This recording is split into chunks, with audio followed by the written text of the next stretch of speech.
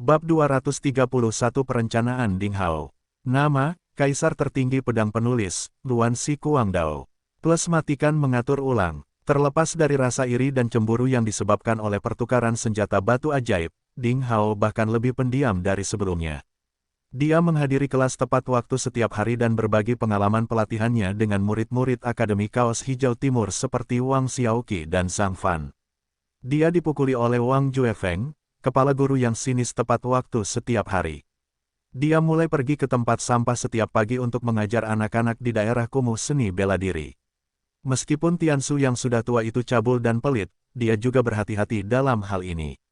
Dia telah merapikan halaman kecil, yang diklaim sebagai Akademi Seni Bela Diri Misterius yang tak terkalahkan. Sudah ada 60 atau 70 anak dari berbagai usia yang berlatih bela diri di sini. Ketika Ding Hao mengajar anak-anak di pagi hari, sepasang mata yang bersemangat dari anak-anak ini, menunjukkan perjuangan mereka atas nasib, mengingatkan Ding Hao akan usaha dan kesulitannya sebelumnya. Rasa terima kasih dan rasa hormat di wajah orang tua anak-anak tersebut juga memberikan Ding Hao rasa pencapaian yang luar biasa. Meskipun diperlukan sejumlah uang untuk mendukung akademi kecil ini, yang menjadi beban bagi Ding Hao, dia tetap melanjutkan pengajarannya dengan teguh. Tentu saja hal menarik terus berlanjut. Sejak hari pertama setelah Ding Hao kembali ke Sekte Pencari Ilmu Pedang, saat makan siang dan makan malam setiap hari, Li Yiruo, peri cantik dari Akademi Barat berkemeja merah akan datang ke restoran Akademi Timur berkemeja hijau untuk berbagi makan malam dengan Ding Hao dengan makanan cintanya yang dimasak sendiri, di tengah tatapan sedih yang memilukan dari sekelompok murid laki-laki. Ding Hao, sebaliknya, mengalami penderitaan yang tak terkatakan. Diperkirakan seiring berjalannya waktu, keterampilan memasak Li telah meningkat sedikit, namun tiba-tiba keterampilan itu menurun dari hari ke hari. Jika masakan Li Yiruo pada awalnya hampir tidak bisa digambarkan sebagai hambar, maka dalam 2 hari terakhir, Ding Hao merasa apa yang dia makan benar-benar beracun seperti koktis. Namun, Ding Hao juga dapat melihat bahwa Li Yiruo memasak setiap makanan dengan susah payah. Adapun rasanya yang luar biasa, itu disebabkan oleh keterampilan memasak yang belum matang karena beberapa ramuan langka digunakan yang dapat merangsang ki darah dan ki di tubuh prajurit dan meningkatkan kecepatan budidaya seniman bela diri para prajurit. Meski rasanya sedikit pahit, efeknya sungguh ajaib. Setiap kali Ding Hao selesai makan makanan di depan Li Yiruo tanpa mengubah wajahnya, wajah Li Yiruo akan menunjukkan senyuman bahagia dengan rasa pencapaian. Dia tersenyum manis pada Ding Hao dan kemudian berhenti mengatakan apapun. Dia mengemasi kotak makan siangnya dan pergi, dengan sangat sederhana. Dia tahu musuh macam apa yang akan dihadapi Ding Hao dalam 3 tahun, jadi dia tidak akan pernah menyia-nyiakan waktu Ding Hao. Alhasil, pemandangan ini kemudian menjadi pemandangan unik di ruang makan Akademi Kaos Hijau Timur. Sepasang pria tampan dan wanita cantik sedang duduk bersama. Li Yiruo memiliki kecantikan yang tak tertandingi dan Ding Hao tampan. Jika mereka membentuk tim, mereka akan menciptakan aura yang unik. Bahkan jika dilihat dari kejauhan, secara visual mereka juga menarik. Seiring berjalannya waktu, hanya 5 atau 6 hari sebelum kompetisi 5 akademi kedua, Ding Hao masih ingat betul titipan Guonu sebelum meninggal. Selama hari-hari ini, dia diam-diam menghitung hari dan membuat rencana yang luar biasa. Suatu hari, setelah kelas rumput spiritual selesai, Simen Qiansui, kepala guru yang cantik dan wanita yang mendominasi, memanggil Ding Hao. Secara terpisah, saya telah menyerahkan formula versi sempurna dari pil Qi Drawing kepada sekte tersebut. Para tetua dari Balai Ramuan terkejut dan mencantumkan formula tersebut sebagai koleksi gudang senjata khusus sekte tersebut. Setelah melalui banyak pengujian, para tetua setuju dengan maksud Anda dari sudut pandang seluruh provinsi salju. Tidak ada seorang pun yang akan mengembalikan resep obat mujarab dengan produk jadi dari pil Qi Drawing, jadi mereka telah memerintahkan Balai Ramuan untuk menyempurnakannya dalam jumlah besar. Dunia surgawi yang Anda inginkan, para tetua di sekte juga setuju. Berjalan perlahan di tangga batu yang tertutup es, salju, pinus, dan cemara yang penuh dengan kesederhanaan dan tanaman hijau yang sedikit primitif, Simen Qiansui berjalan berdampingan dengan Ding Hao dan berkata perlahan. Musim dingin yang panjang dan dingin telah dimulai di Provinsi Salju. Simen Qiansui mengenakan mantel satin lavender. Mantel longgar di tubuhnya membuatnya tidak kembung, malah menonjolkan kecantikan dan sosok wanita yang mendominasi. Sinar yang menjulang sudah cukup untuk menggugah lamunan tak terbatas siapapun. Jubah ungu berbulu halus ada di kepalanya, dan di pipinya yang berkilauan dan seperti batu giok ada sedikit rona merah. Saat dia berbicara, nafasnya harum seperti anggrek. Awan uap putih yang dikeluarkan oleh Simen Qiansui saat ini membuat orang merasa bahwa dia seperti peri ungu di dunia es salju. Haha, itu kabar baik. Dengan cara ini, rencana besar kita untuk menghasilkan banyak uang bisa terlaksana dengan lancar. Ding Hao tersenyum dan tersanjung, saya pikir Anda pasti membutuhkan banyak usaha untuk meyakinkan para tetua yang keras kepala di balai ramuan itu. Saat Simen Qiansui berjalan bersama Ding Hao, dia berkata sambil tersenyum tipis, kamu tidak boleh membayangkan bahwa para tetua di sekte itu keras kepala. Sebenarnya, mereka bersedia melakukan apapun yang baik untuk sekte tersebut. Yang paling penting adalah itu formula ramuan yang Anda berikan benar-benar sempurna. Ini telah memberikan kontribusi yang tak terukur bagi sekte pencari ilmu pedang. Ding Hao mengangguk, versi sempurna dari Ki Drawing Pill hanyalah ramuan tingkat rendah, tapi itu sangat penting. Hal ini dapat sangat meningkatkan tingkat keberhasilan penarikan Ki bagi murid nominal sekte tersebut, yang berarti bahwa sekte tersebut dapat memperluas skalanya untuk merekrut murid, dengan cepat meningkatkan jumlah murid di tingkat akar rumput, dan juga melipat gandakan kecepatan kultivasi para murid di tingkat akar rumput, karena kekuatan sebuah sekte memerlukan banyak murid junior untuk mendukungnya selain sejumlah besar master. Selain itu, penguasaan eksklusif sekte pencari ilmu pedang atas formular versi sempurna dari Ki Drawing Pill dapat membuatnya sepenuhnya merebut posisi monopoli di seluruh provinsi salju dan memungkinkan dirinya sendiri memperoleh kekayaan secara terus-menerus melalui penjualan eksternal seperti sapi perah. Karena kontribusi resep obat mujarab, ketua-tetua balai ramuan menganugerahkan total 4.000 poin kontribusi sekte, yang awalnya milik Anda. Meskipun saya tidak dapat mentransfernya ke atas nama Anda, saya dapat membantu Anda bayarlah untuk itu jika kamu ingin menukarkan poin kontribusi dengan hadiah sekte di masa depan. Simen Qiansui dengan lembut mengembuskan uap putih, dan berkata pelan. Sama-sama, Guru Qiansui. Apakah hubungan kita masih begitu jelas? Kata Ding Hao sambil tersenyum bahagia. Kami tidak memiliki hubungan. Simen Qiansui semakin tersipu dan menggertakkan giginya ketika dia memikirkan sesuatu. Ding Hao tersenyum, melihat ke langit, mengganti topik dan berkata, ini masih pagi, mengapa kita tidak pergi ke dunia surgawi di pasar dulu dan melihat-lihat? Guru Simen, sebagai salah satu orang di belakang adegan bos di sana, kamu harus pergi memeriksanya. Aku tidak mau pergi. Simen Qiansui sedikit ragu-ragu. Dia tidak terlalu menyukai suasana pasar yang ramai dan bising. Ini pertama kalinya, dan kamu harus pergi dan melihat-lihat. Lebih baik beritahu orang-orang siapa bos mereka. Jika kamu tidak suka, Guru Qiansui, kamu bisa lebih sedikit pergi nanti. Ding Hao tersenyum, meraih lengan baju guru cantik itu, dan berjalan menuju pasar. Simen Qiansui merasa linglung, dengan enggan menggelengkan kepalanya, membiarkan Ding Hao menariknya dan dia tidak bisa menahannya untuk mengikutinya. Dunia surgawi. Ini adalah toko terbaru yang didirikan di pasar tahap ketiga dari sekte pencari ilmu pedang. Pendahulu dunia surgawi adalah Loteng Tianli yang dikendalikan oleh beberapa kelompok murid dalam seperti Duan Tianli, yang mengamuk. Itu adalah momok bagi seluruh pasar. Banyak orang yang marah tetapi tidak berani berbicara. Namun tak lama kemudian, Tianli Atik akhirnya mendapat masalah. Sebagai hasil dari membeli apa yang diperoleh murid nominal dalam persidangan, kelompok Duan Tianli melukai beberapa murid nominal di Akademi Timur yang mengenakan kaos hijau, yang membuat marah Ding Hao, seorang jenius yang sedang naik daun di antara murid nominal dari sekte pencari ilmu pedang. Mengandalkan dirinya dan pedangnya, Ding Hao menjungkirbalikkan seluruh Loteng Tianli dan secara langsung mengalahkan serta menghancurkan kelompok yang merajalela dan sombong ini. Masalah ini pernah menjadi topik hangat yang disebarkan oleh banyak orang di seluruh pasar. Hampir semua orang bertepuk tangan atas runtuhnya Tianli Atik. Ketenaran Ding Hao melampaui semua murid nominal dari 5 akademi dan tersebar di area paling istimewa di pasar. Kekalahan Duan Tianli dan lainnya menyebabkan runtuhnya seluruh Loteng Tianli. Loteng Tianli menjadi kosong. Toko-toko di pasar sangat diminati. Di hari-hari biasa, meski harus menunggu beberapa dekade, kecil kemungkinannya akan ada toko yang kosong. Untuk sementara, Banyak pengusaha dengan naluri bisnis dan berbagai kekuatan ingin mengambil alih toko dengan lokasi geografis yang sempurna ini. Namun, semua orang bertarung satu sama lain dengan seluruh kekuatan mereka, namun pada akhirnya mereka disusul oleh seorang pengusaha misterius, yang menghabiskan banyak uang untuk mendapatkan potongan lemak ini, membuat orang lain sangat iri dan cemburu. Hasilnya, dunia surgawi menggantikan Tianli Atik dan berdiri di bagian pasar yang paling makmur. Saat itu sudah menjelang matahari terbenam.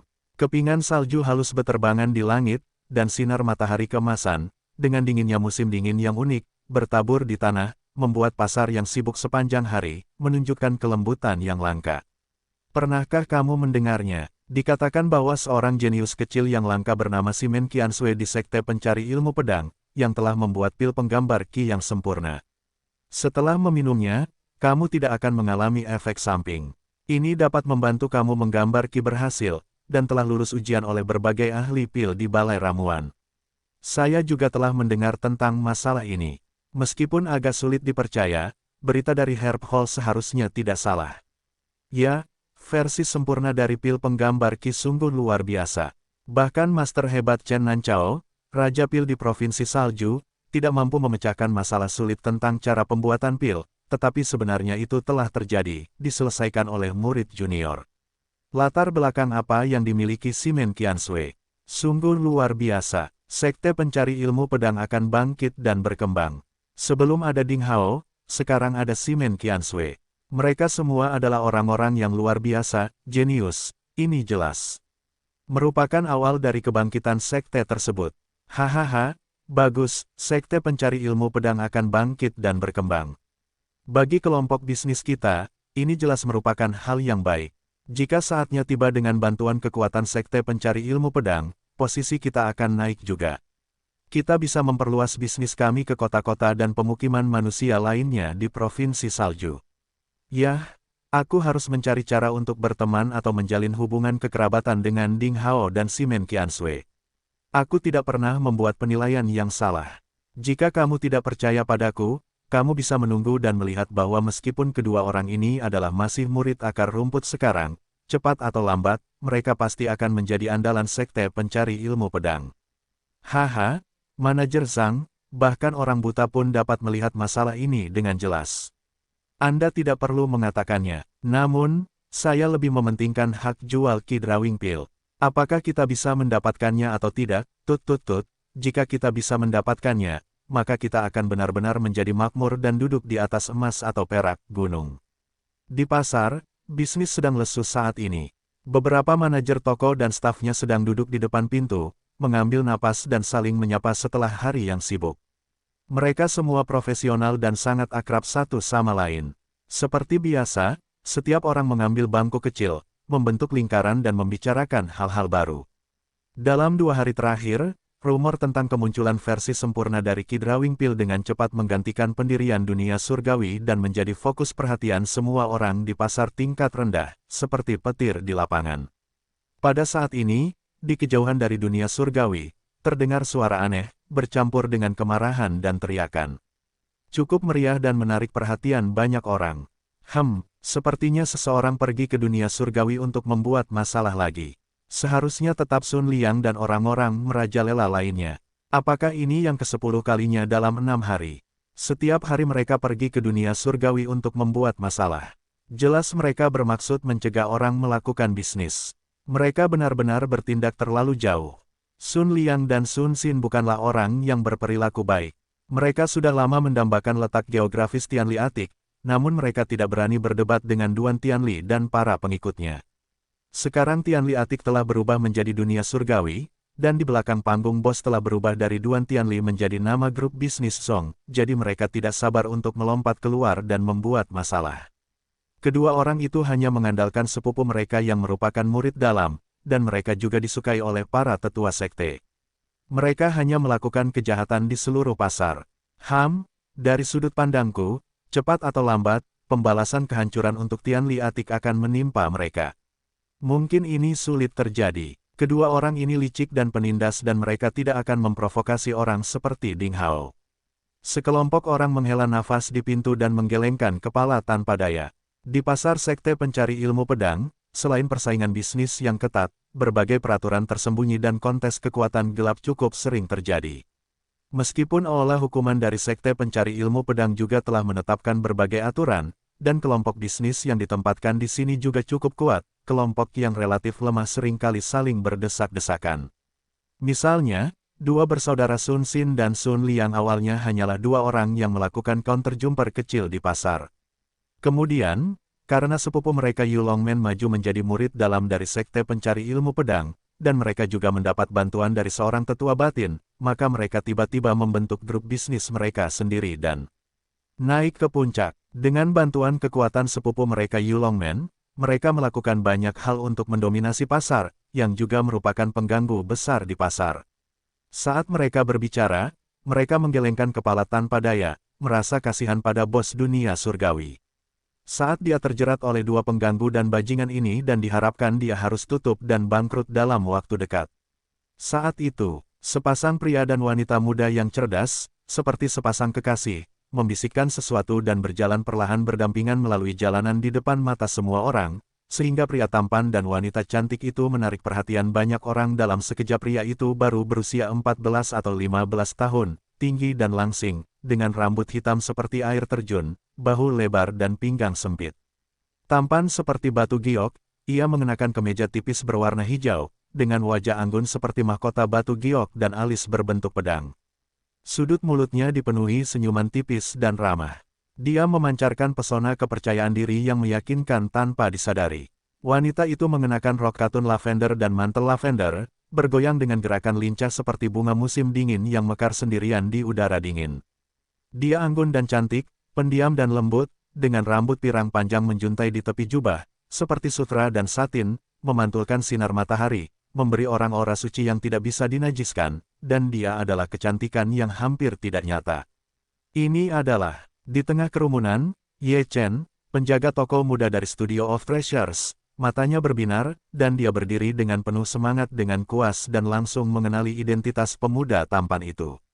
Beberapa manajer dan counter-jumper lainnya, yang juga merupakan orang-orang yang bijaksana, merasa terkejut ketika melihat pria yang datang. Saat ini, mereka semua berdiri dan mengenali identitas pemuda tersebut. Tak main-main, kini di pasar level rendah, semua orang mengenal tuan muda ini. Di pintu masuk lobi dunia surgawi. Ini sama sekali bukan pedang baja lipit yang dijual di toko kami, dan kamu, sungguh tidak masuk akal. Ling Hu Yingying membelalakkan matanya dengan marah. Bah, gadis kecil, jangan banyak bicara yang tidak masuk akal. Aku pribadi membeli pedang baja lipit ini darimu kemarin, bagaimana aku bisa salah padamu? Seorang lelaki kekar mencibir, tampak jelek dan garang dengan janggutnya seperti jarum baja yang tegak. Ya, gadis kecil, kemarin aku melihat dengan mataku sendiri bahwa kamu menjual pedang baja berlipat ini kepada saudara ini. Apakah kamu masih ingin menyangkalnya? Inilah gaya bagaimana Anda di dunia surgawi berbisnis. Anda menjual barang bekas dengan harga kualitas terbaik. Anda membodohi pelanggan. Surga tidak akan mentolerir Anda. Keluar dari pasar. Ya, pencatut. Keluar dari pasar. Di belakang orang kuat itu diikuti oleh lusinan orang bermusuhan yang sama. Mereka mengipasi api masalah. Beberapa penonton dalam kegelapan juga berbaur dalam cemoohan, dan adegan kegembiraan diciptakan secara artifisial, dan akibatnya situasi secara bertahap berada dalam bahaya di luar kendali. Orang-orang berkerumun di sini. Kamu berbohong. Kami tidak pernah menjual pedangnya. Kamu. Air mata karena penganiayaan mengalir di mata Ling Hu Yingying. Menghadapi sekelompok pria kekar yang tidak masuk akal, gadis lemah itu agak takut, tapi masih mengertakkan gigi dan menjelaskan kepada orang-orang di sekitarnya, jangan dengarkan mereka, semuanya. Kami tidak menjual pedang baja lipit semacam ini di dunia surgawi. Jika kamu tidak percaya padaku, kamu bisa masuk ke dalam toko kami untuk melihatnya. Pelacur bau, kamu masih punya alasan, bukan? Orang kasar itu menjadi marah. Kubilang aku membelinya di sini, dan seharusnya aku membelinya di sini. Begitu dia berbalik, menyeringai dan menjabat tangannya, dia berteriak, saudara-saudara, hancurkan toko hitam ini untukku. Dunia surgawi yang sial, kamu berani membodohiku, Sun Liang. Jika kamu tidak memberiku penjelasan hari ini, kita akan menghancurkan toko hitam ini. Tuan Tiansu, Saudara Ding Hao meminta kami membeli sesuatu untuk akademi. Sekarang kami telah membelikannya untuk Anda. Mengapa kami tidak kembali? Nizi dan Huan, dua gadis kecil mengikuti lelaki tua cabul Tiansu dan melihat segala sesuatu di sekitarnya dengan mata penasaran.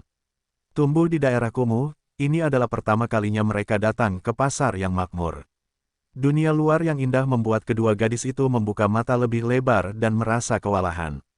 Semua ini dibawakan oleh saudara mereka Ding Hao. Tanpa Ding Hao, mereka mungkin harus tinggal di daerah kumuh selamanya, berinteraksi dengan sampah setiap hari. Ketika mereka besar nanti, mereka akan menemukan pria biasa-biasa saja untuk dinikahi dan menjadi alat untuk melahirkan anak, menjalani kehidupan yang ketat, selalu gelisah dan dianiaya oleh orang lain, dan tidak pernah sempat berjalan di jalanan seperti itu, pasar yang bersih dan indah sekali seumur hidup mereka.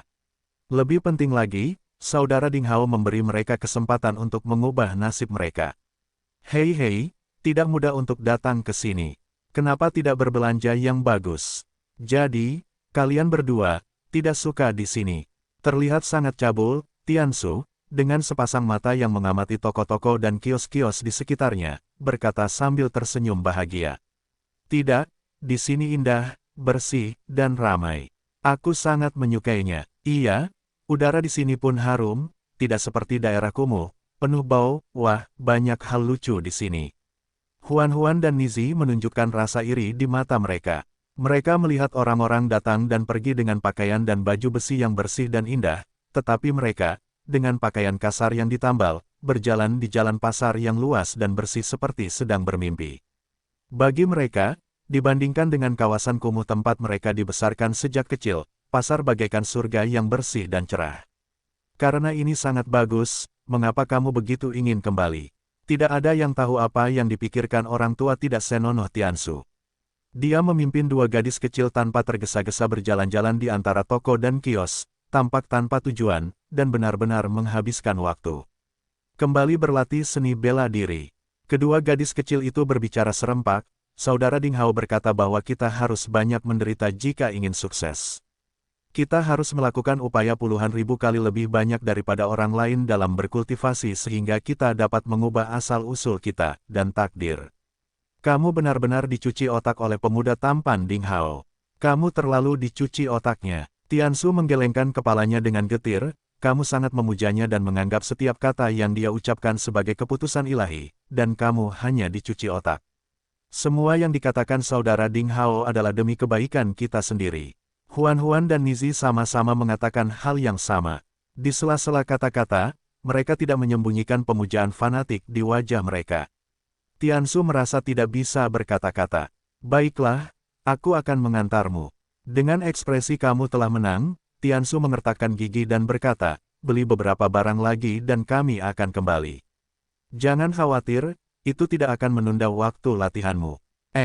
Ada banyak keseruan di sana. Hahaha, akhirnya kita bisa bergabung. Ayo kita lihat. Wajah lelaki tua tidak senonoh itu tiba-tiba bersinar. Melihat kerumunan orang yang berkumpul di dunia surgawi, dia menarik kedua gadis kecil itu untuk mendekati kerumunan itu dengan cepat. Penjelasan persis apa yang ingin Anda dapatkan? Di pintu masuk lobi dunia surgawi. Ling Huyingying melihat situasinya memburuk dan semakin banyak orang dalam kegelapan datang ke sini. Orang-orang berkumpul dan suasana menjadi jengkel. Dia hanya bisa memilih untuk tenang dan menghapus air mata kesalahan di sudut matanya. Dia bertanya sambil mengertakkan gigi. Saat ini, gadis dengan penampilan lembut dan lemah membuat orang merasa kasihan padanya, tapi dia menunjukkan kepribadiannya yang keras. Di tengah air mata yang berkaca-kaca, dia tampak seperti rumput yang dengan teguh menegakkan tubuhnya di tengah badai. Penjelasan, pria kuat yang ganas, Sun Liang, menunjukkan sedikit kesuksesan di wajahnya. Dia menyentuh dagunya, memalingkan matanya dan tersenyum muram. Tidak apa-apa selama kamu bisa memberi kompensasi padaku atas hilangnya 500 kristal misterius, maka masalah ini selesai. 500 kristal misterius. Suasana yang awalnya berisik menjadi sunyi seketika karena perkataan Sun Liang. Serangkaian desahan terdengar di udara. Untuk pedang baja lipit biasa, Sun Liang yang luar biasa menuntut 500 kristal misterius sebagai kompensasi, yang merupakan pemerasan yang mencolok dan tidak terselubung. Bahkan 500 pedang baja halus yang dapat memotong besi seperti lumpur tidak dapat dijual dengan harga 500 kristal misterius, dan ini hampir merupakan keuntungan kelompok usaha menengah selama lebih dari setahun. Dan dia berani mengatakan hal itu. 500 kristal misterius. Ling Hu Yingying juga merasa terkejut. Meskipun dia telah mengantisipasi bahwa pihak lain akan meminta terlalu banyak, tapi itu terlalu gila untuk melampaui batas yang pantas. Semua barang yang dijual di seluruh dunia surgawi tidak bernilai 500 kristal misterius. Sun Liang jelas-jelas berusaha membunuh mereka semua. Kenapa? Tidak ada kompensasi. Jika kamu tidak memberikan kompensasi untukku, aku akan menghancurkan toko hitammu hari ini. Sun Liang menyeringai muram. Dia datang hanya untuk membuat masalah. Dia tidak peduli dengan kompensasi. Yang dia pedulikan adalah toko itu sendiri. Kamu, Ling Hu Yingying gemetar karena marah dengan tubuhnya yang menawan gemetar, dan dia berkata sambil mengertakkan, kamu, jangan melangkah terlalu jauh. Terlalu jauh. Hahaha. Sun Liang tertawa jahat dan sangat arogan. Dia berkata, hari ini saya bertindak terlalu jauh. Apa yang dapat Anda lakukan terhadap saya? Bagaimana yang dapat Anda lakukan terhadap saya? Jangan memberikan kompensasi. Saudaraku, hancurkan toko untuk saya. Seperti yang dia katakan, sekelompok orang yang memar bergegas keluar dari kerumunan dan mereka sudah lama siap untuk menghancurkan toko. Mereka galak dan dipersenjatai dengan tongkat dan pedang lebar. Mereka menyerbu ke dunia surgawi dengan marah dan hendak menghancurkan toko. Tapi saat ini, tunggu sebentar, suara seorang pemuda terdengar, penuh netralitas. Hah, kerumunan melihat seorang anak laki-laki dengan tinggi sekitar 1,7 meter, mengenakan gaun cian dan dengan pedang panjang tergantung di pinggang, kulit pucat, rambut hitam panjang, mata panjang dan sipit, bibir agak tipis, hidung bengkok dan dengan petunjuk kedengkian, perlahan keluar dari aula belakang dunia surgawi. Temanku, tentang kebenaran masalah ini, kamu dan aku tahu betul. Aku memberikan kompensasi kepadamu dengan kristal misterius kelas rendah dan masalah ini selesai. Seperti kata pepatah bahwa segala sesuatu harus memiliki kelonggaran yang cukup untuk hal-hal yang tidak terduga di dalam masa depan. Mengapa kamu harus melakukan hal-hal yang terlalu kejam? Dengan senyum tenang di wajahnya, remaja berhidung bengkok itu memiliki semacam toleransi dan berkata perlahan dalam berpikir dan bernalar. Siapa kamu? Sun Liang melihat ke atas dan ke bawah dan berkata dengan nada menghina, saya adalah salah satu pemilik dunia surgawi dan hanya murid nominal Akademi Kaos Hijau Timur. Remaja berhidung bengkok itu tidak marah dan berpenampilan seperti biasanya. Dia masih sangat tenang. Akademi Kaos Hijau Timur. Sun Liang merasa terkejut, dan tanpa sadar dia teringat akan seseorang yang tidak dapat diprovokasi oleh siapapun. Namun, ketika dia memandang pemuda itu dengan hati-hati, dia menemukan bahwa remaja berhidung bengkok ini jauh dari laki-laki dalam penampilan dan temperamen. Meskipun mereka sedikit mirip, dia masih jauh dari pria itu, dan mereka tidak boleh menjadi orang yang sama, jadi Sun Liang merasa santai. Kenapa? Seorang murid yang rendah hati berani mengurus urusanku. Sun Liang menunjukkan ekspresi merajalela. Sebelum Wang Xiaoqi dapat mengatakan apapun, Sun Liang melambaikan tangannya dengan nada yang sangat tidak sabar lagi dan berkata, lupakan. Tidak peduli siapa kamu, jika kamu memberiku kompensasi 500 kristal misterius hari ini, masalah ini akan berakhir untuk sementara. Jika tidak, saya tidak peduli siapa Anda dan saya pasti akan merusak bisnis curang Anda. Sepertinya kamu benar-benar ingin melakukan sesuatu dengan kejam. Namun, sebelum membuat masalah, sebaiknya kamu bertanya dengan jelas. Bahkan untuk murid terdaftar, tidak ada orang sepertimu yang berani menyinggung perasaan. Raut wajah Wang Xiaoqi tiba-tiba menjadi menghina dan dia berkata dengan nada gayung bersambut, pedang baja lipitmu tidak dijual di dunia surgawi. Jika kamu membuat masalah sekarang, kamu tidak akan mendapat kompensasi apapun. Menyadari nada suara remaja itu tiba-tiba menjadi sangat keras, Sun Liang merasa sedikit ragu. Namun, setelah dipikir-pikir, dia mengirim pengikutnya untuk mengumpulkan informasi tentang semua seluk-beluk dunia surgawi akhir-akhir ini, dan sama sekali tidak ada negara adidaya di belakangnya. Pemuda di depannya sudah menunggu lama untuk berani keluar, mungkin dia hanya menggertak di sini. Hei, bagaimana dia bisa takut? Hahaha, kubilang aku membelinya darimu, yaitu darimu. Sun Liang tersenyum muram dengan sikap mendominasi, jika Anda adalah karakter seperti Ding Hao, pedang pertama di Akademi Timur berkemeja hijau, saya tidak akan mengatakan apa-apa dan segera pergi. Hei, sayang sekali Anda tidak melakukannya. Oleh karena itu, saya menyarankan Anda untuk memberikan kompensasi kepada 500 batu kristal misterius dengan patuh. Jika tidak, hei. Saya akan menggunakan tinju saya untuk bertukar pikiran dengan Anda. Ketika dia mengatakan ini, Sun Liang mengepalkan tinjunya dan dia kehilangan kesabaran. Wang Xiaoqi sangat senang, tapi dia tidak mengatakan yang sebenarnya. Dia mencibir, ini adalah pasar sekte pencari ilmu pedang. Bajingan dan bajingan lokal sepertimu berani bersikap sombong. Mereka benar-benar ceroboh. Aku tidak takut untuk mengatakan yang sebenarnya padamu. Saya telah mengirim seseorang untuk bertanya kepada pendekar pedang penegak hukum dari tim penegak hukum. Saya khawatir mereka akan segera tiba. Untuk menjaga ketertiban di seluruh bagian sekte, terutama di pasar, sekte pencari ilmu pedang telah memilih beberapa murid luar dan dalam yang baik untuk membentuk tim penegakan hukum dengan sejumlah orang untuk menyelesaikan berbagai kontradiksi di antara para pedagang. Tim penegak hukum memiliki aturan ketat dan merupakan otoritas tertinggi di sini. Wang Xiaoqi berada di ruang dalam sejak awal. Alasan mengapa dia datang terlambat adalah karena dia melakukan bisnis ini. Dia berasal dari keluarga pedagang. Dia tahu bahwa tidak baik menghadapinya secara langsung saat dia bertemu dengan pengganggu atau bajingan dengan kekuatan tertentu seperti Sun Liang. Itu adalah cara favorit Wang Xiaoqi untuk memecahkan masalah otaknya. Mendengar kata-kata seperti itu, Ling Hu Yingying dan beberapa penjual dunia surgawi lainnya akhirnya menghela nafas lega. Jika tim penegak hukum datang, apakah keadilan harus ditegakkan? Tanpa diduga, ketika Sun Liang mendengar ini, dia tidak memiliki rasa takut sedikit pun. Sebaliknya, dia mengangkat wajahnya dan tertawa terbahak-bahak. Ia berkata dengan berani, hahaha, tim penegak hukum. Haha, bagus. Saya juga berharap tim penegak hukum segera datang. Suara itu masih terdengar di udara. Terjadi keributan di kerumunan sekitar. Semua penonton tampak ketakutan dan otomatis berjalan. Selusin pria muda yang mengenakan seragam baju besi ringan lux standar dan pedang merah standar yang digantung di pinggang datang tanpa ekspresi, dengan sikap dingin, dalam, dan jauh yang mencekik.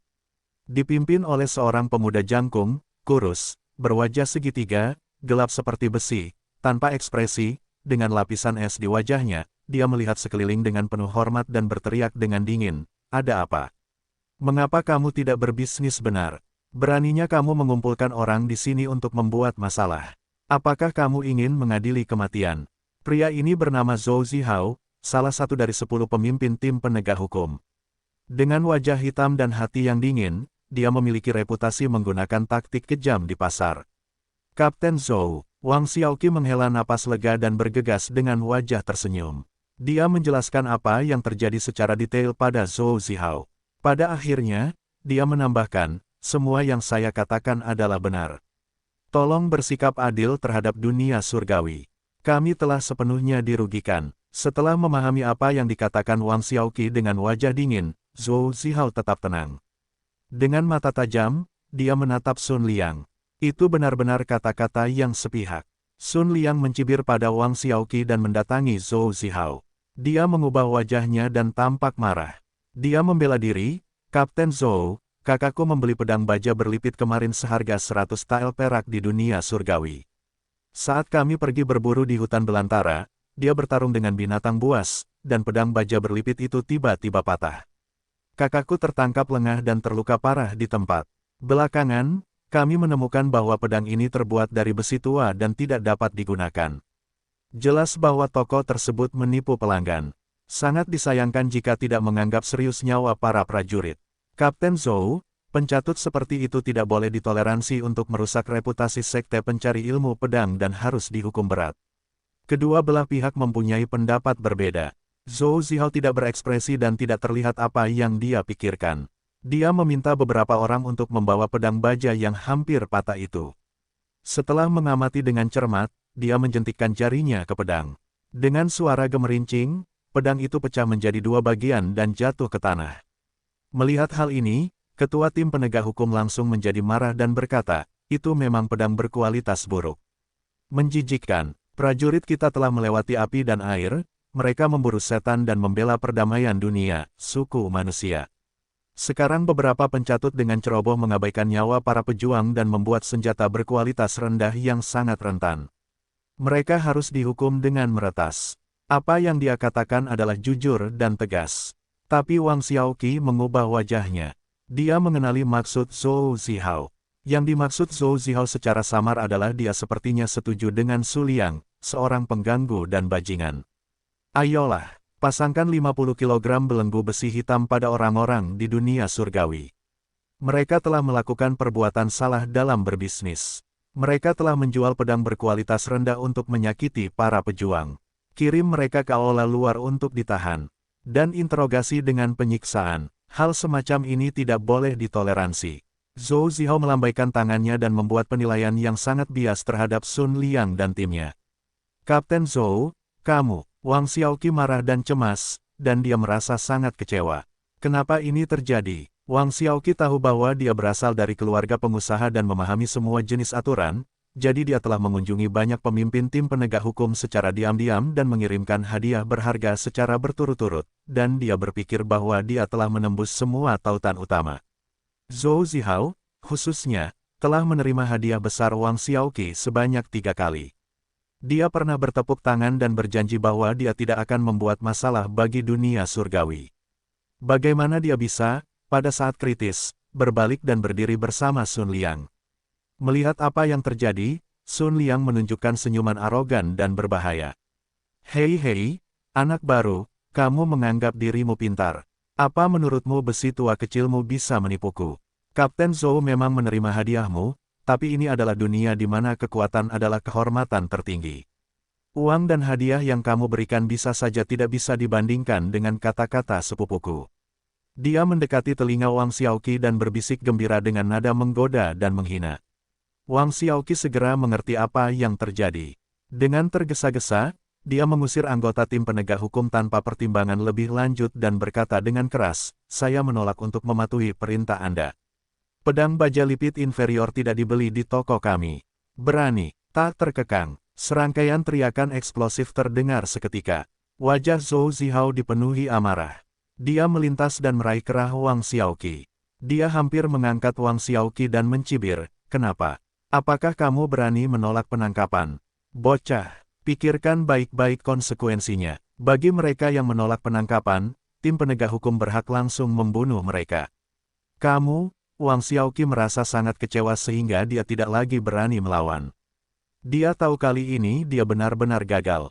Di masa lalu, dia hanya melihat ayahnya menangani suatu urusan keluarga.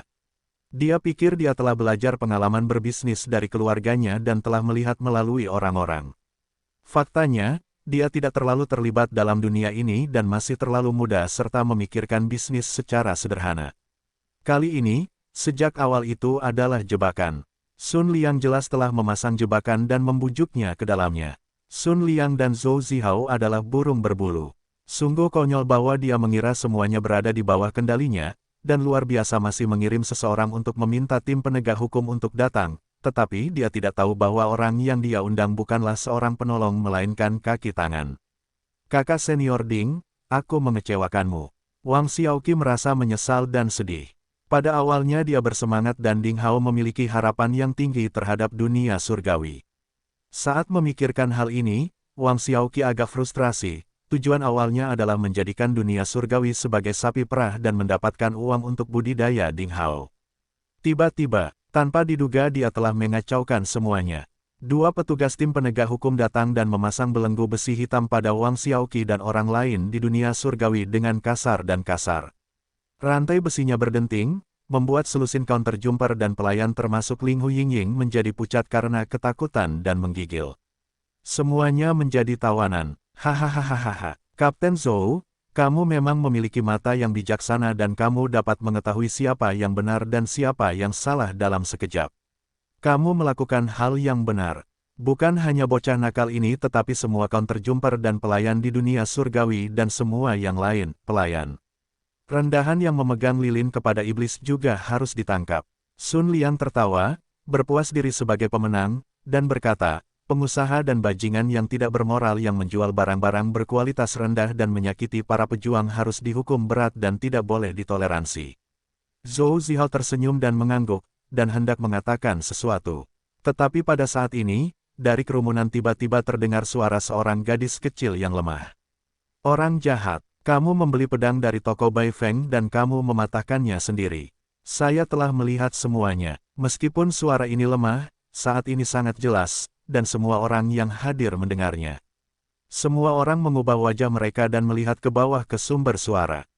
Itu adalah seorang gadis berusia 10 tahun dengan pakaian linen kasar yang ditutupi bercak-bercak berbagai warna. Tidak ada yang tahu kapan dia didorong ke depan lingkaran. Menatap kerumunan dengan mata hitam besar, dia berkata dengan sangat yakin. Di sebelah gadis kecil itu ada seorang gadis kecil lainnya yang dikuncir kuda, dan dia memegang erat lengannya. Dia tampak juga berusia sekitar 10 tahun. Kedua gadis kecil itu berpakaian sangat lusuh, dan pakaian mereka bahkan tidak bernilai setengah koin tembaga, jadi jelas mereka berasal dari daerah kumuh. Tapi keduanya sangat cantik dengan kulit putih dan lembut serta mata besar berair seperti mata air jernih di pegunungan di musim gugur. Mereka begitu murni dan membuat hati orang gemetar. Seperti ukiran batu giok, mereka sangat lucu dan pintar. Satu-satunya ketidakharmonisan adalah seorang lelaki tua malang di samping dua gadis kecil murni seperti peri, yang tidak dapat dijelaskan dengan kata sifat lain kecuali cabul. Mereka adalah Nizi, Huan-Huan dan guru cabul Tiansu dari Akademi Seni Bela Diri Misterius tak terkalahkan di area sampah. Perkataan gadis kecil itu mengejutkan semua orang di sekitarnya. Wajah Zhou Zihao, ketua tim penegak hukum, juga langsung berubah. Dari mana asalmu bajingan dan pengemis kecil ini? Apa yang kamu bicarakan di sini? Sun Liang melirik kedua gadis kecil itu. Kedua gadis yang berjiwa ringan dan bebas dari kata-kata vulgar membuat matanya bersinar dengan sedikit kata-kata kotor. Dia berkata dengan putus asa, "Aku, ditatap oleh kejahatan yang begitu ganas." Gadis lemah Nizi sedikit takut dan mundur selangkah.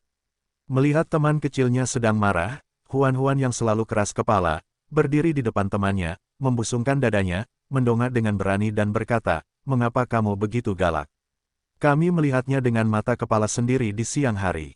Kamu membeli pedang baja lipit ini di toko Bai Feng seharga 10 tael perak, dan kemudian kamu membuat banyak retakan di pintunya. Kamu tidak membelinya di dunia surgawi, dan kamu datang ke sini untuk memeras. Sayang sekali, inilah yang disebut anak-anak yang mengatakan kebenaran. Jika perkataan ini diucapkan oleh orang dewasa, sebagian orang mungkin akan meragukannya. Tapi diucapkan dari mulut dua gadis kecil yang lugu, hal itu membuat semua orang mempercayainya tanpa syarat dan sekaligus sepenuhnya. Pada saat itu, pandangan terhadap Sun Liang dan yang lainnya langsung menjadi jijik. Ternyata seperti ini, mereka benar-benar tidak tahu malu. Mereka mendominasi pasar dan memfitnah orang lain sebagai tokoh gelap. Pencuri itu berteriak untuk menangkap pencuri. Kamulah yang harus keluar dari pasar.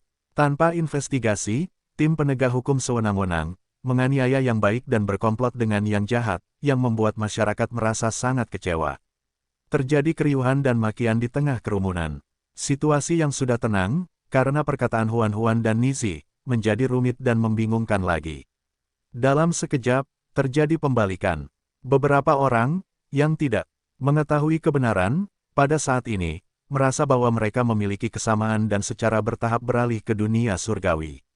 Tindakan tercela yang dilakukan Sun Liang dan timnya telah sepenuhnya melanggar aturan pasar dan merupakan tindakan terlarang bagi semua orang. Ada banyak kutukan dalam kemarahan. Bahkan Sun Liang dan anggota timnya merasa malu dan kehilangan muka. Zhou Zihao dan anggota timnya menjadi semakin malu. Brengsek, semuanya berjalan sesuai rencana awal, namun tanpa disangka hal itu dikacaukan oleh seorang gadis bau yang tiba-tiba melompat keluar. Di tengah masyarakat seperti itu, tim penegak hukum terang-terangan membengkokkan hukum demi kepentingan si penyuap. Jika hal seperti itu didengar oleh petinggi sekte, akan sulit bagi mereka untuk disalahkan. Zhou Zihao mengerutkan kening dan mengedipkan mata pada Sun Liang. Orang jahat itu langsung menjadi marah karena malu. Dia tidak bisa menahan amarahnya sehingga dia mendorong ke arah kedua gadis kecil itu selangkah demi selangkah, sambil menyeringai muram, "Siapa penghasut bajingan berpangkat rendah dari daerah kumuh? Luar biasa kamu berani datang ke sini untuk membuat omong kosong. Katakan padaku, apakah kamu menerima manfaat dari dunia surgawi?" Kedua gadis kecil itu ketakutan pucat karena sikap si penindas yang mengesankan, tetapi mereka tetap tidak mengubah kata-kata mereka. "Yo, Tuan, Tenanglah, tenanglah. Anak-anak tidak berakal sehat, dan lidah mereka kendur. Saya bersaksi, kami belum pernah ke toko Bai Feng sama sekali, dan kami belum pernah melihat Anda menghancurkan baja berlipit ini, pedang dengan palu. Orang tua Malang Tiansu berdiri dengan panik, membungkuk dan menyeringai, lalu dengan marah menegur gadis kecil di sampingnya, berkata, minta maaf kepada pria ini, dan kamu belum melihat apapun. Tidak, Nizi secara lahiriah mengalah tetapi dalam hati teguh. Sambil memegang tangan kecilnya, dia berkata, Saudara Hao berkata bahwa kita tidak boleh menyerah pada kejahatan. Kita benar-benar melihat bahwa dia menghancurkan pedang baja berlipit itu. Ya, pria inilah yang menghancurkan pedangnya.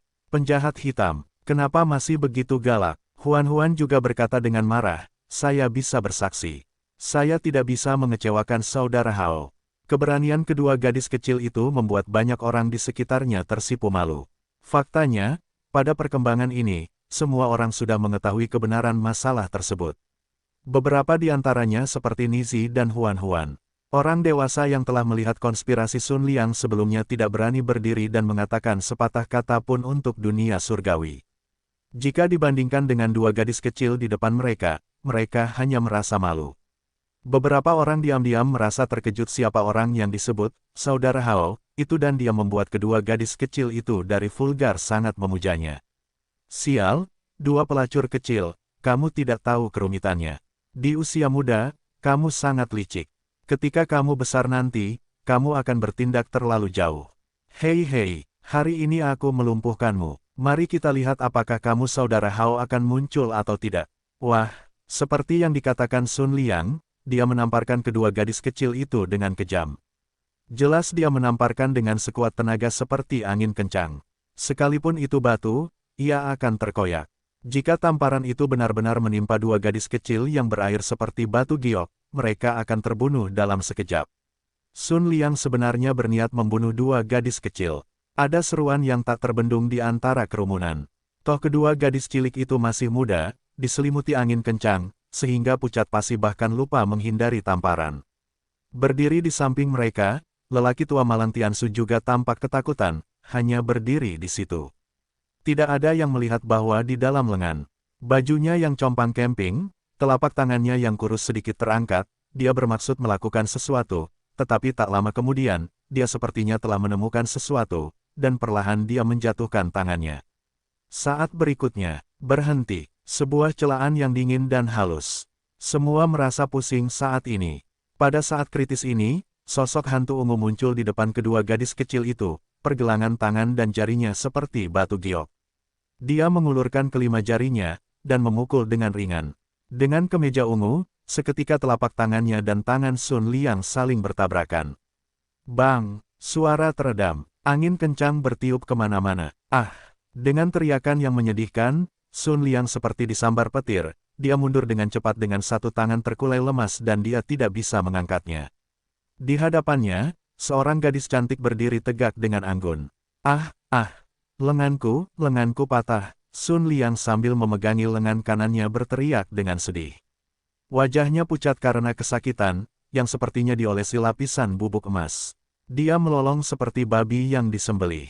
Siapa, beraninya kamu menyerang orang sebelum aku? Zhou Zihao, ketua tim penegak hukum mengubah wajahnya. Dia melintas dan sampai pada sosok cantik, anggun dan ungu yang tiba-tiba muncul di hadapannya. Dengan momentum yang luar biasa, ia memerintahkan bawahannya untuk menangkap sosok ungu itu. Suasana tiba-tiba menjadi tegang. Lebih dari selusin petugas penegak hukum juga menghunus pedang merah mereka dan mengepung sosok ungu dari semua sisi. Mereka melepaskan ki mereka masing-masing dan suasana tiba-tiba menjadi tegang dan sengit, dan dunia surgawi menjadi medan perang. Semua penonton di sekitar merasa takut dan mereka mundur. Tapi, Kapten Zhou, kekuatan resmi yang luar biasa. Sosok cantik yang lembut dan anggun itu sangat tenang, mengabaikan pendekar pedang penegak hukum yang datang mendekatinya dengan ganas seperti serigala. Dia sedikit mengernyit dan berkata dengan ringan, Zhou. Zihao merasa samar-samar dia familiar dengan suara itu, dan tiba-tiba dia merasa terkejut. Ketika dia melihat orang itu dengan hati-hati lagi, kilatan petir melintas di benaknya. Hawa dingin yang membekukan mengalir dari tulang ekor ke tengkorak, dan seketika dia merasakan masuk ke dalam gua es. Kakak senior bela diri si Simen, aku.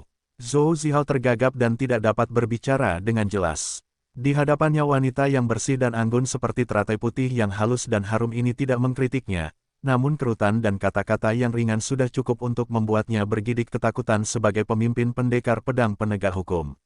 Karena dia telah mengenali wanita itu. Simen Qiansui, jenius yang paling cemerlang dalam jalan pil di kalangan generasi muda di Sekte Pencari Ilmu Pedang. Dia adalah favorit banyak tetua di sekte sebagai salah satu kandidat calon kepala balai ramuan. Terutama selama periode waktu ini, wanita jenius dari jalan pil memperbaiki cacat dari pil penariki yang bahkan tidak dapat dipecahkan oleh Chen Nanchao, raja pil terkenal di Provinsi Salju, sehingga dengan segera dia menjadi satu-satunya favorit yang dimiliki oleh para wanita tersebut. Manajemen tingkat tinggi dari sekte ingin memegang kendali mereka.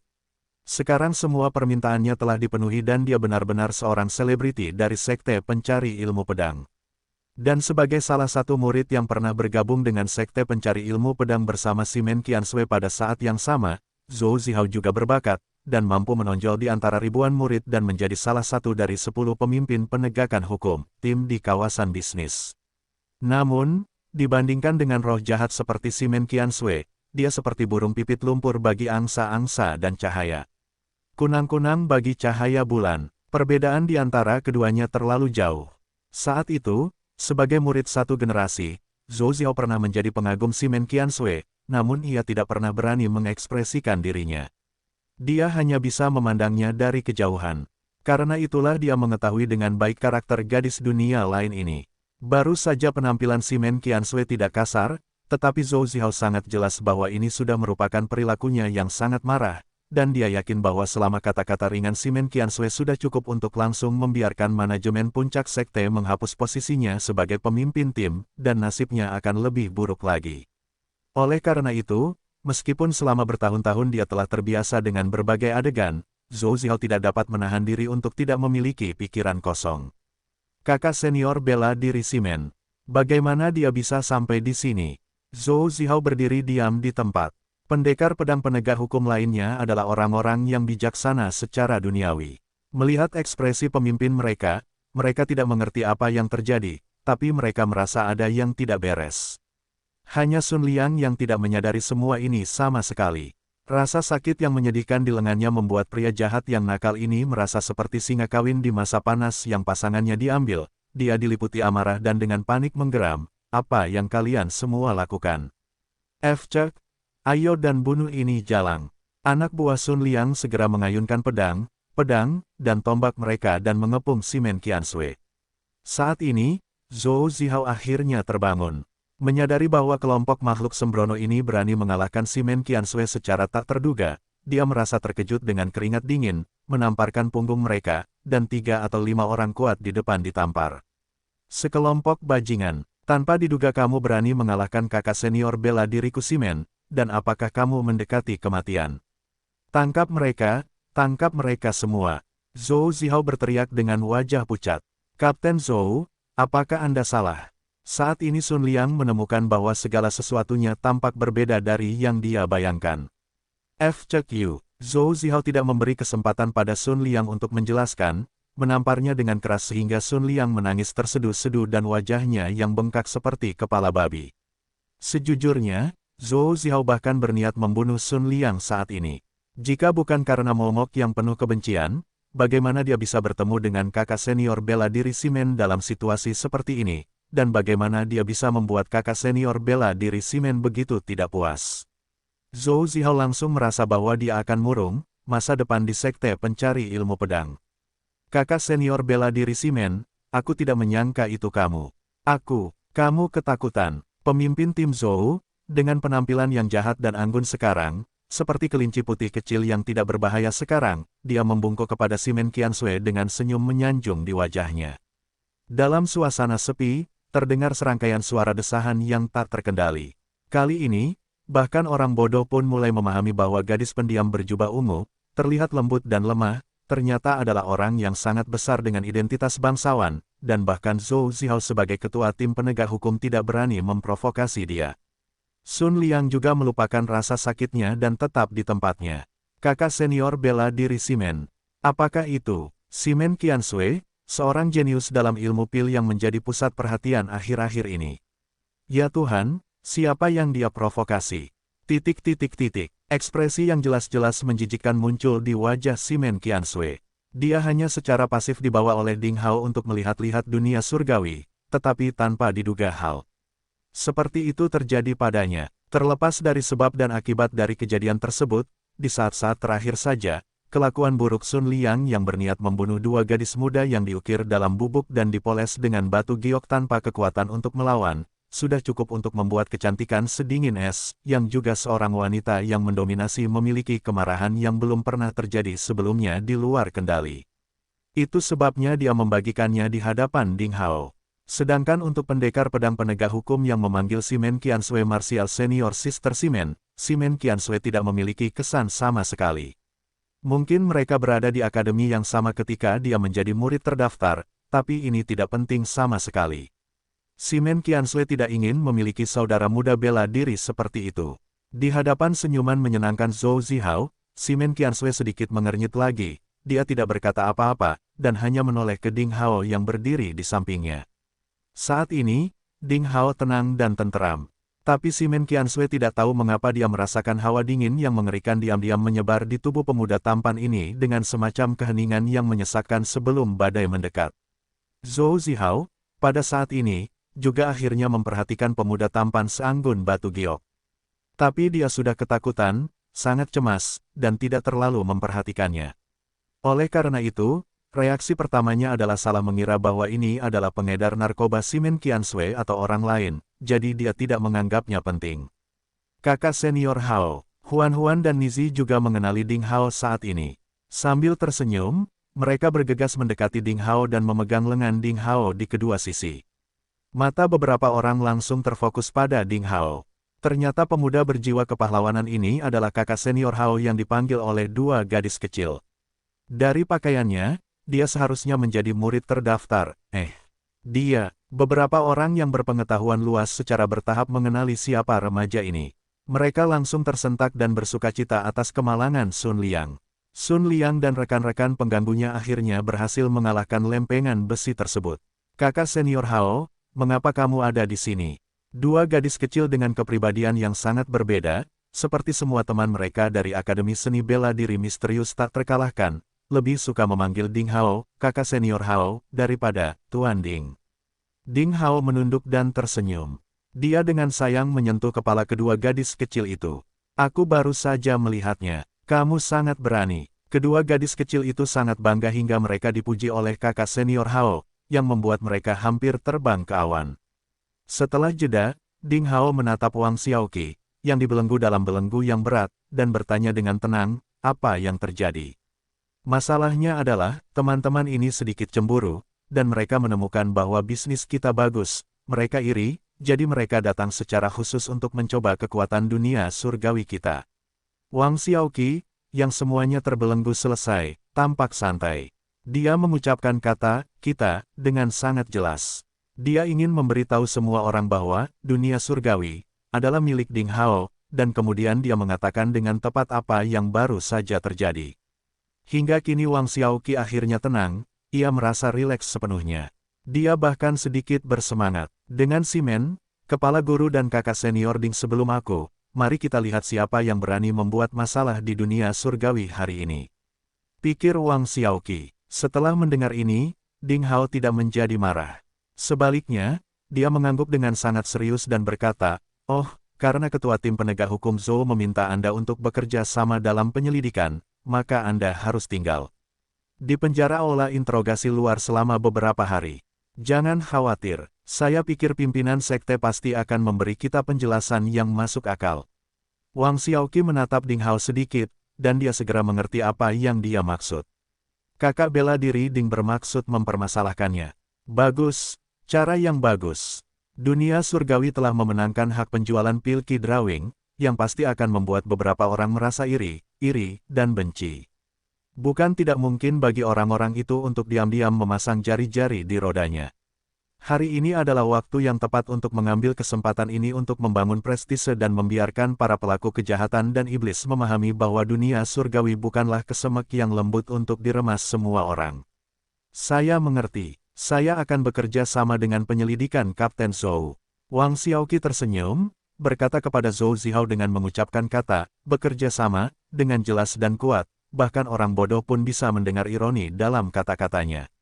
Zhou Zihao memperhatikan bahwa dua orang saling bergema, dan dia merasa marah di dalam hatinya. Dia berkata dalam hati, aku tidak berani memprovokasi kakak senior bela diri Shimen, selebritas dari sekte, tapi kalian berdua yang mengenakan kostum murid terdaftar bukanlah apa-apa. Tanpa diduga kalian mencoba membodohiku dengan sengaja dan ambigu, kalian tidak tahu betapa besarnya langit dan bumi dan aku akan membersihkanmu cepat atau lambat. Tapi Zhou Zihao tidak berani mengucapkan kata-kata seperti itu di depan Shimen Qiansui seperti yang diharapkan. Namun, pandangannya terhadap Ding Hao dan Wang Xiaoqi mulai bersikap jahat dan bahkan penuh ancaman. Namun, Ding Hao tidak memandangnya sama sekali. Dia berjalan perlahan ke arah Ling Huyingying dan para counterjumper serta pelayan lainnya yang gemetar ketakutan. Dia tersenyum perlahan dan berkata, semua orang ketakutan. Cukup bagi Xiaoqi sendiri untuk bekerja sama dalam penyelidikan. Kamu tidak perlu menderita di penjara yang dingin dan lembab. Sebelum suaranya menghilang, Ding Hao mengulurkan tangannya dan dengan lembut menekan belenggu besi hitam yang berat di pergelangan tangan Ling Huyingying. Saat berikutnya, cahaya perak murni menyala, dan lapisan tipis es menutupi besi hitam. Saat dia meremasnya dengan lembut, dengan bunyi klik, belenggu setebal lengan anak kecil itu menjadi rapuh seperti kayu busuk, patah dan jatuh ke tanah. Berani, kamu tidak terkendali. Pendekar pedang penegak hukum berteriak lagi karena terkejut dan marah. Merusak belenggu penegakan hukum sama saja dengan melanggar hukum. Ding Hao tidak menganggapnya serius. Mereka hampir tidak diperlakukan sama seperti menamparkan mereka di depan banyak orang. Sun Liang, yang ditampar seperti kepala babi, langsung merasa senang dengan situasi seperti itu. Matanya dipenuhi dengan kebencian dan kebencian, menunggu Ding Hao mendapat masalah. Hati Zhou Zihao melonjak karena amarah. Dia tampak murung dan hendak mengatakan sesuatu. Tiba-tiba, sambaran petir melintas di benaknya. Dia melihat ke arah embun beku perak yang masih menyelimuti belenggu besi hitam. Kemudian dia melihat ke arah pemuda tampan di depannya yang mengenakan kemeja hijau murid terdaftar. Murid terdaftar, Akademi Kaos Hijau Timur, Ki Beku Dingin. Kombinasi dari fitur-fitur yang paling jelas ini membuat Zhou Zihao terkesiap lagi. Sebuah nama yang juga sedang masa kejayaannya beberapa hari terakhir tiba-tiba terlintas di benaknya. Pedang pertama di Akademi Kaos Hijau Timur. Ding Hao. Zhou Zihao gemetar memikirkan nama itu. Sebagai salah satu dari 10 pemimpin tim penegakan hukum distrik bisnis, Zhou Zihao belum pernah melihat Ding Hao dengan matanya sendiri, tetapi dia mendapat informasi yang cukup. Tentu saja, dia tahu apa arti nama Ding Hao. Meskipun dia hanya seorang murid terdaftar, dia telah menarik perhatian para pejabat tinggi sekte karena bakatnya yang luar biasa. Dikatakan bahwa bahkan kepala sekte secara pribadi telah memanggilnya 2 kali. Karakter seperti itu, meski statusnya saat ini tidak tinggi, namun kedepannya pasti menjanjikan, sehingga bukan dia sebagai pimpinan tim penegak hukum yang bisa menantang. Dan yang membuat Zhou Zihao semakin ngeri adalah tidak seperti Shimen Qiansui, yang selalu memiliki kepribadian yang tenang dan tidak suka berkelahi dengan orang lain. Nama garang Ding Hao terkenal di kawasan bisnis. Nasib menyedihkan Duan Tianli masih teringat jelas di benaknya. Apa yang terjadi hari ini jelas merupakan bencana bagi lebih dari selusin petugas penegak hukum jika Ding Hao membawa kejadian seperti itu ke puncak sekte. Sungguh, bagaimana aku bisa memprovokasi dia secara luar biasa. Baru saja, setelah mendengarkan dialog antara Ding Hao dan remaja berhidung bengkok yang ditangkap, sepertinya dunia surgawi sebenarnya adalah toko Ding Hao. Hebatnya dia, bersama Sun Liang, Bestart ini bersama-sama mengambil inisiatif untuk mencari kesalahan dunia surgawi. Zhou Zihao merasa bahwa dia pasti menginjak kotoran anjing ketika dia bangun di pagi hari. Kalau tidak, bagaimana dia bisa seberuntung itu? Kamu adalah... Zhou Zihao menyeka keringat dingin di dahinya, mengingat sesuatu lagi, menatap remaja berhidung bengkok yang terhuyung-huyung oleh belenggu berat dan tergagap. Namaku Wang Xiaoqi. Remaja berhidung bengkok itu menyeringai. Wang Xiaoqi. Itu adalah Wang Xiaoqi. Zhou Zihao menjerit di dalam hatinya, membenarkan spekulasi di dalam hatinya. Terakhir kali Tianli Atik pingsan karena Duan Tianli membuat marah Ding Hao dengan memukuli seorang remaja bernama Wang Xiaoqi dan Zhang Fan. Banyak orang kemudian menganggap Wang Xiaoqi sebagai dewa wabah dan sebisa mungkin menghindari kontak dengannya. Tanpa diduga, itu adalah salah satu dari dua dewa tulah yang dibelenggu oleh belenggu berat hari ini. Nama dewa wabah memiliki reputasi yang layak. Melihat senyuman Wang Xiaoqi, Zhou Xiao hampir berlutut karena perasaan takut. Dia bersumpah akan mengundang pelukis paling profesional untuk menggambar potret Wang Xiaoqi di masa depan, sehingga setiap pendekar pedang penegak hukum di bawah komandonya akan menontonnya dengan cermat ratusan kali setiap hari dan melihatnya dengan jelas. Dia tidak akan pernah memprovokasi dewa wabah ini lagi. Martial Junior Broterding. Otot wajah Zhou Zihao menjadi kaku dengan senyuman yang dipaksakan, dan dia mencoba memberikan penjelasan. Tapi Ding Hao tidak melihatnya sama sekali dan membisikkan sesuatu kepada Simen Qiansui dengan lembut, lalu dia menyapa Nizi, Huan Huan, Ling Huyingying dan yang lainnya, dan langsung pergi ke lobi dunia surgawi. Kakak senior bela diri Simen, dengarkan aku dan aku akan menjelaskan kepadamu. Kejadian ini diakibatkan oleh kelalaian kami. Kami tidak menyelidikinya dengan jelas sebelum datang. Tim penegak hukum kami bersedia meminta maaf kepada Martial Junior Broterding. Tolong bantu aku menyampaikan kata-kata yang baik kepada Martial Junior Broterding demi kita belajar bersama. Zhou Zihao hampir menangis. Mengenai kejadian hari ini, tim penegak hukumnya pernah melakukan kesalahan sebelumnya, dan nyatanya telah melanggar aturan sekte. Jika insiden ini menimbulkan lebih banyak masalah, selama Balai Hukuman melakukan penyelidikan dan kebenaran akan terungkap. Pada saat itu dia dan anggota timnya akan mendapat masalah. Simen Qiansui meliriknya, menggelengkan kepalanya dan tidak berkata apa-apa. Berayun seperti kumpulan awan cahaya ungu, dia mengikuti Ding Hao dan yang lainnya dan pergi ke lobi dunia surgawi. Zhou Zihao tetap di tempatnya. Kali ini, Sun Liang dan yang lainnya juga akhirnya memahami siapa sebenarnya yang mereka provokasi. Mereka merasa sangat ketakutan hingga hampir mengompol. Beberapa dari mereka saling mengedipkan mata. Sun Liang pun melupakan tulang lengannya yang patah dan wajahnya yang bengkak seperti kepala babi, dan berniat melarikan diri. Sial, apakah kamu masih ingin melarikan diri? Ayo, tangkap mereka dan kalahkan mereka dengan keras untukku. Ketika Zhou Zihao melihat Sun Liang dan anak buahnya berniat melarikan diri, dia sangat marah dan bergegas menangkap pelaku Sun Liang, memukulinya dan menendangnya. Lebih dari selusin pendekar pedang penegak hukum lainnya memahami sepenuhnya apa yang sebenarnya terjadi saat ini. Tanpa membuang waktu dan kata-kata, mereka membelenggu kelompok orang ini, dan memukul mereka dengan baik. Suara rengekan dan jeritan langsung bergema di seluruh kawasan bisnis. Orang-orang yang berada di sekitar terkejut dengan pemandangan di depan mereka, dan semua merasa seolah-olah mereka mengalami mimpi yang berliku dan aneh. Siapa yang mengira bahwa semuanya akhirnya berakhir seperti ini? Sun Liang dan para pengganggunya mencari Wall dan pulang ke rumah tanpa dicukur. Mereka sangat tidak beruntung karena telah menyinggung dua orang jenius dari sekte, Ding Hao dan Simen Qiansui. Bahkan sepupunya, sebagai murid inti yang baik, tidak dapat melindunginya. Menyaksikan para pengganggu ini dipukuli seperti anjing dan memohon belas kasihan dengan ingus dan air mata mereka, semua orang merasa lega dan sangat bahagia. Saudara Wang, apakah kamu merasa puas? Jika kamu tidak puas, kami akan terus mengalahkan mereka. Zhou Zihao tidak berani menindaklanjuti dan pergi ke dunia surgawi untuk mencari Ding Hao dan Simen Qiansui. Dia hanya bisa menaruh harapannya pada Wang Xiaoqi, yang masih berada di luar. Ah, saya puas. Wang Xiaoqi mengguncang belenggu di lengannya sambil mengaum, dan berkata dengan heran. Saya tidak mengerti kata-kata Kapten Zhou. Saya hanyalah murid kecil yang terdaftar. Bahkan jika mereka dibunuh, itu tidak ada hubungannya dengan saya. Bagaimana saya bisa mengatakan apakah saya puas atau tidak? Ya, saya tahu. Zhou Zihao mengangguk, berbalik untuk melambaikan tangannya kepada anak buahnya dan berkata, kalahkan. Bajingan ini mendominasi pasar, saya, Zhou Zihao, sudah lama berpikir untuk membersihkannya. Hari ini adalah kesempatan yang tepat untuk membersihkan diri. Pendekar pedang penegak hukum segera menendang dan meninju Sun Liang dan anak buahnya hingga mereka menangis dengan sedihnya. Mereka hanya membenci alasan orang tua mereka melahirkan mereka. Pendekar pedang penegak hukum ini juga membenci Sun Liang dan anak buahnya yang sangat picik ketika mereka menimbulkan masalah. Mereka pantas dikalahkan, dan sialnya mereka terlibat dalam insiden tersebut. Nah, karena Sun Liang dan anak buahnya, Kapten Zhou dan anggota timnya telah menyinggung orang-orang yang seharusnya tidak mereka sakiti. Jika insiden tersebut menimbulkan lebih banyak masalah, Kapten Zhou akan terjatuh pada hari jahat dan anggota timnya harus melepaskan seragamnya.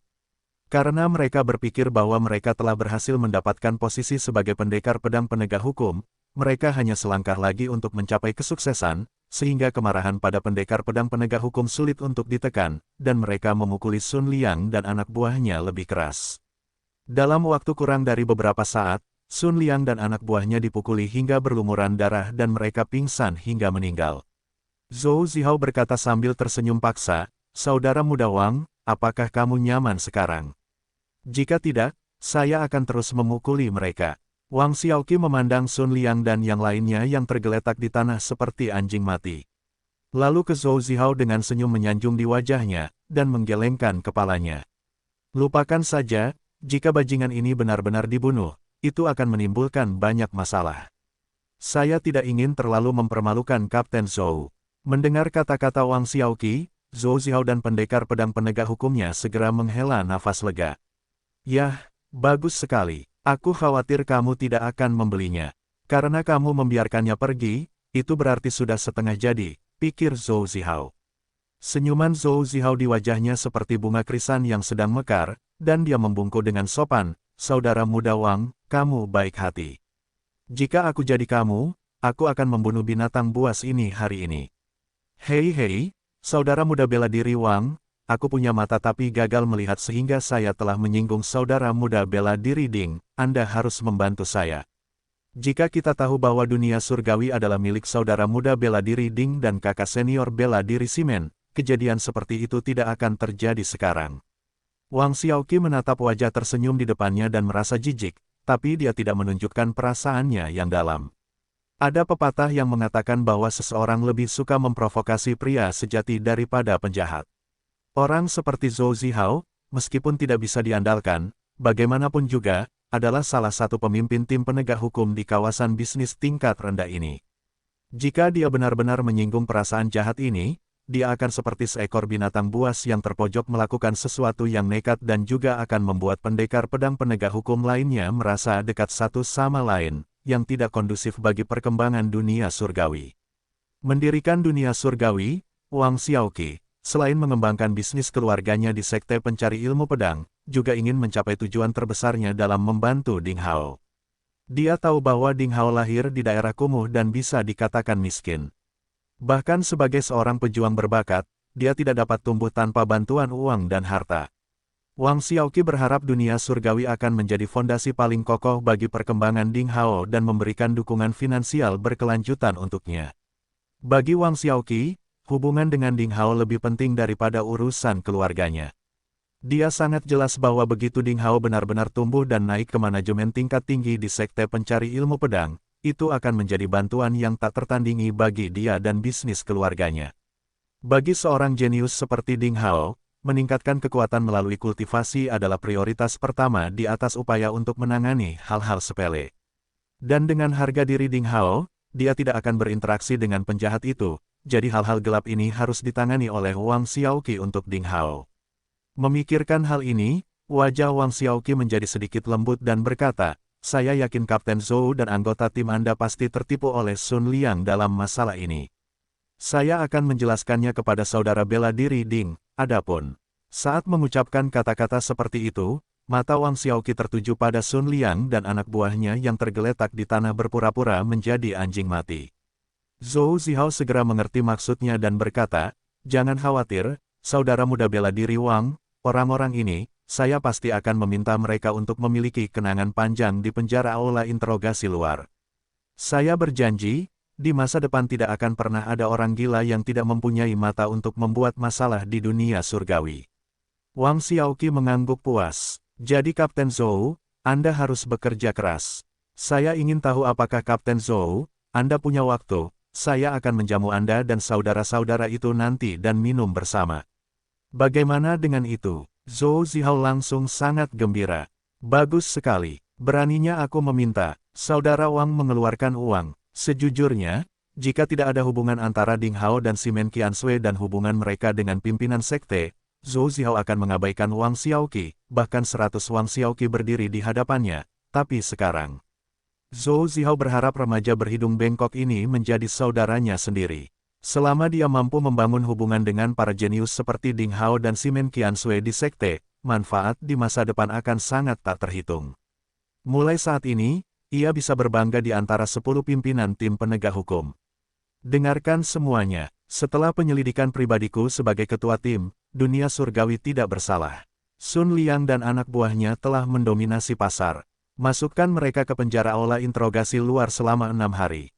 Zhou Zihao berteriak kepada orang banyak, dan kemudian secara pribadi dia melepaskan belenggu Wang Xiaoqi, memerintahkan para pendekar pedang untuk memasukkan para pengganggu lokal itu ke dalam penjara. Dia dan beberapa orang kepercayaannya menemani Wang Xiaoqi pergi ke restoran terbesar di kawasan bisnis. Klik lidah. Tanpa diduga dunia surgawi memiliki latar belakang yang begitu kuat. Ya, perasaan orang-orang bisa berubah. Di dunia ini, kekuatanlah yang menentukan. Wajah Kapten Zhou berubah begitu cepat. Orang-orang jenius seperti Ding Hao dan Simen Qiansui benar-benar berpengaruh. Di kawasan bisnis tingkat rendah seperti kita, mereka pasti merupakan orang-orang hebat. Ya, tetapi di kawasan bisnis tingkat menengah di kawasan 3 langkah tengah, segalanya lebih rumit, segala sesuatunya mungkin berada di luar kendali mereka. Itu saja untuk masa depan. Coba pikirkan sekarang, saat ini, siapa yang berani membuat masalah di dunia surgawi? Sepertinya akan ada kekuatan besar lainnya di kawasan bisnis tingkat bawah kita, tapi Ding Hao jelas tidak sombong seperti Sun Liang, yang merupakan kabar baik bagi kami para pebisnis. Ding Hao tidak tinggal lama di dunia surgawi. Setelah menghibur Ling Huyingying dan yang lainnya yang ketakutan, dia memperkenalkan Simen Qiansui kepada semua orang, mengumumkan berita mengejutkan bahwa dunia surgawi telah memperoleh hak penjualan Qi Drawing Pill, dan kemudian dia meninggalkan kawasan bisnis. Awalnya itu adalah bencana kehancuran. Karena kebetulan, ternyata itu adalah pertemuan propaganda dunia surgawi, yang membuat Ling Huyingying dan yang lainnya merasa gembira. Ling Huyingying, khususnya, awalnya adalah salah satu pramuniaga terbaik di Balai Penempaan Kuali. Belakangan, karena beberapa masalahnya sendiri, dia sangat membutuhkan sejumlah besar uang. Ketika Wang Xiaoqi mengetahui hal ini, dia mengambil kesempatan untuk memburunya ke dunia surgawi dengan sejumlah besar uang. Dia masih gelisah. Sekarang setelah dia mengetahui bos sebenarnya di belakang panggung dunia surgawi, dia tidak bisa menahan kegembiraan atas keberuntungannya. Di dunia yang dingin ini di mana hukum rimba berlaku, hanya jika pemiliknya benar-benar kuat barulah pengikut dan tanggungan mereka yang lemah dapat dilindungi semaksimal mungkin. Hampir semua orang di kawasan bisnis tiba-tiba tahu bahwa pemilik sebenarnya dari toko ini adalah orang-orang terkenal seperti Ding Hao dan Simen Qiansui. Zhou Zihao dari tim penegak hukum bahkan mengancam bahwa Wang Xiaoqi dari dunia surgawi adalah temannya. Siapapun yang berani membuat masalah di dunia surgawi akan kesulitan bersamanya. Kita tidak boleh menyalahkan dia karena bersikap kejam pada waktunya. Pada saat yang sama, berita bahwa dunia surgawi telah memperoleh hak untuk menjual versi sempurna dari Qi Drawing Pill, yang membuat mata semua orang terpesona, juga menyebar seperti api, dan mengguncang kawasan bisnis. Ini menunjukkan bahwa kekuatan dunia surgawi tidaklah sederhana. Setidaknya itu mendapat dukungan dari beberapa tetua inti dan tetua kuat dari Herb Hall sehingga mendapat perlakuan yang menguntungkan. Ketika berita itu keluar, kekuatan-kekuatan yang bergejolak itu segera mengutarakan pemikiran mereka untuk berurusan dengan dunia surgawi dan mulai mencoba segala cara untuk memiliki hubungan dekat dengan tokoh baru tersebut untuk berteman dengan 2 bintang yang menjanjikan yaitu Ding Hao dan Simen Qiansui. Ketika Ding Hao kembali dari kawasan bisnis, separuh matahari telah jatuh di bawah puncak keperakan di kejauhan. Angin dingin menderu-deru di langit, dan turun salju lebat. Di tengah jalan, Ding Hao mengucapkan selamat tinggal pada Simen Qiansui. Dia datang ke daerah kumuh di daerah sampah di belakang gunung bersama 2 gadis kecil dan Tian Su, seorang lelaki tua yang malang. Gubuk kecil di halaman berpagar tempat tinggal Ding Hao telah menjadi bangunan terbersih dan terluas di seluruh area sampah setelah renovasi terus-menerus oleh orang-orang di daerah kumuh akhir-akhir ini. Karena orang tua tahu lebih baik dari siapapun bahwa ini akan menjadi satu-satunya kesempatan bagi anak-anak mereka untuk keluar dari perkampungan kumuh dan menjadi pejuang berstatus tinggi. Ada seorang jenius seperti Ding Hao di daerah kumuh, jika tidak, keturunan mereka akan selalu seperti diri mereka sendiri, dan mereka adalah budak yang malang dan tidak akan melihat hari menjadi luar biasa. Itu sebabnya mereka menunjukkan antusiasme yang besar dan berusaha segala cara untuk memberikan segala macam kemudahan bagi anak-anak. Di tengah sisa-sisa salju, lebih dari selusin rumah kayu yang luas berdiri di atas salju, dan seluruh halaman diperluas puluhan kali lipat dengan kemurahan hati dan martabat. Ini adalah gedung sekolah Akademi Seni Bela Diri Invincible. Meskipun lelaki tua cabul Tiansu terlahir dari pencatut, dia selalu membuat orang merasa tidak bisa diandalkan, dan di akademi yang lucu ini, dia juga memusatkan banyak upaya yang sungguh-sungguh untuk membuat akademi terlihat bagus. Ketika Ding Hao tiba, masih banyak anak-anak di halaman yang terus-menerus berolahraga dan bahkan beberapa orang dewasa yang berdiri di samping berlatih bersama anak-anak. Meskipun orang dewasa tidak memiliki kesempatan untuk bergabung dengan sekte pencari ilmu pedang karena usia mereka, mereka masih dapat melakukan olahraga agar tetap bugar. Kedatangan Ding Hao membangkitkan sorak-sorai orang-orang. Di daerah kumuh ini, prestise Ding Hao melampaui imajinasi. Baik orang dewasa maupun anak-anak menganggapnya sebagai penyelamat. Zhao Xingcheng, yang pernah berkonflik dengan Ding Hao, lulus ujian sekte tersebut terakhir kali dan menjadi murid terdaftar dari sekte pencari ilmu pedang. Mungkin terinspirasi oleh perilaku Ding Hao, dia juga menjadi salah satu guru di Akademi Seni Bela Diri tak terkalahkan. Ia juga meluangkan waktu setiap hari untuk mengajar budidaya anak-anak. Mantan pengganggu di daerah kumuh ini kini telah menjadi remaja yang disegani. Saudara senior bela diri Ding. Zhao Xingcheng menyapa Ding Hao sambil tersenyum. Ding Hao menjawab sambil tersenyum, kamu telah melakukan kerja keras. Zhao Xingcheng buru-buru memberi isyarat dengan tangannya dan berkata, saya harus melakukan semua hal ini. Saya juga berharap anak-anak kita di daerah miskin dapat mengubah nasib mereka melalui kerja keras dan menjadi pejuang sejati. Dibandingkan dengan apa yang dilakukan kakak senior Ding, apa yang saya lakukan tidak lebih dari setetes air dalam ember. Terlebih lagi, saya menikmati waktu sibuk sekarang. Setiap kali saya memikirkan hal-hal bodoh yang saya lakukan sebelumnya, saya merasa malu. Dia mengatakan yang sebenarnya.